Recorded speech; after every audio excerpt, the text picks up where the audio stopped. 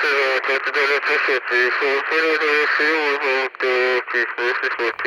everybody, Jack Powers here, and today we're going to be talking about freedom a little bit, and I want to go through a little bit of the history of the kind of freedom that we have in the United States of America and what that means.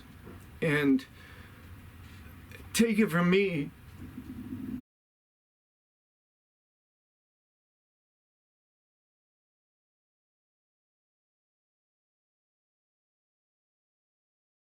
I've studied, I've read, I've asked questions, I spent years in solitary confinement studying American history, studying the law, studying ancient cultures, studying human beings. Do you know why I did that? Because I wanted to know more about myself. I wanted to discover my own roots as a human being. There's a lot of questions, right? So this question in this day and age is,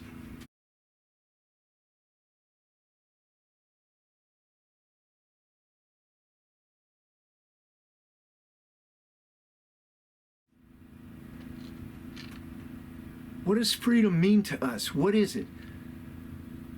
And do we have it or not? If not, how do we get it or get it back?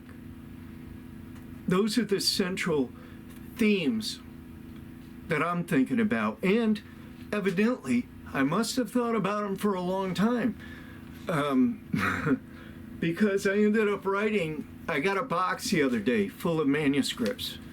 This is just one of them. It was full of manuscripts. This one is called The New American Revolution. I'm trying to find the title page on it. But anyway, yeah, it's entitled The New American Revolution, and it's a work that I wrote apparently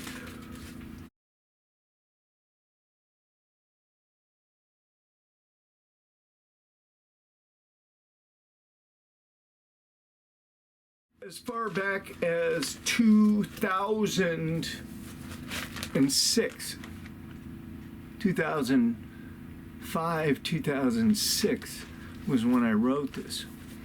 So what it's about is, it's about reforming our government, our federal government.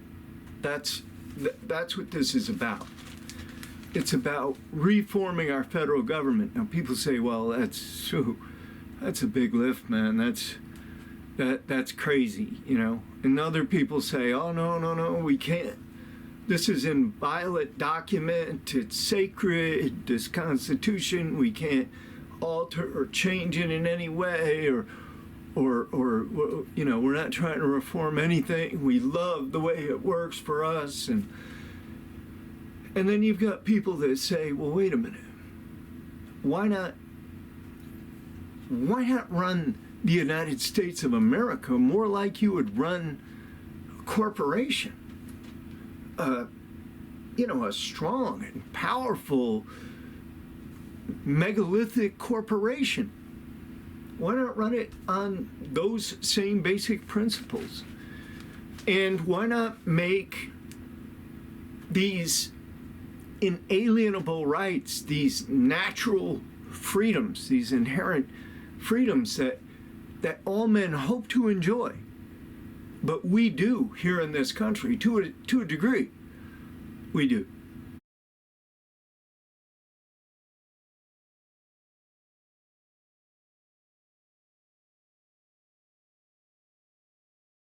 But to protect those and to enshrine those and to make our government more effective, we need to start thinking about not the person who's going to occupy the office, but what the office itself actually allows. Think about that.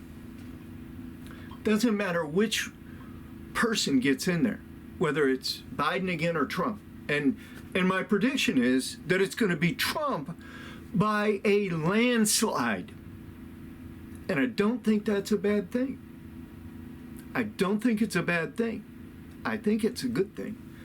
Because I think that if anybody could help pull off the new American Revolution, i.e., the complete rebuilding or reformation, renovation of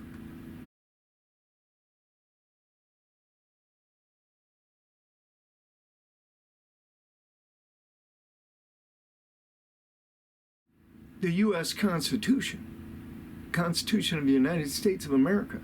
If anybody can do that and can see why it's necessary, it's going to be him. It's going to be him. So he might be the right man for this era. He might be exactly the right man, but I predict he wins by a landslide anyway. There's a lot of reasons why that's going to happen. But our thing is the reformation of the Constitution itself, because we believe that all of these problems and issues, or a good deal of them, the majority of them, are easy to solve if we stick to certain principles and certain practices that have been proven, that are evidence-based, that have been proven over time, not just the last couple of 100 years, but over the last couple of millennia. They've been proven to work. To what? To secure the blessings of liberty to us, we, the people. It's the people in the United States of America. This was the central theme. It's the people who consent to be governed. This is what the colonists and the founding fathers of this country, George Washington, Jefferson Franklin, Ben Franklin, and Thomas Jefferson, and Aaron Burr, and Alexander Hamilton, and John Adams, and John Hancock, and it goes on, right? These were men who were flipping the script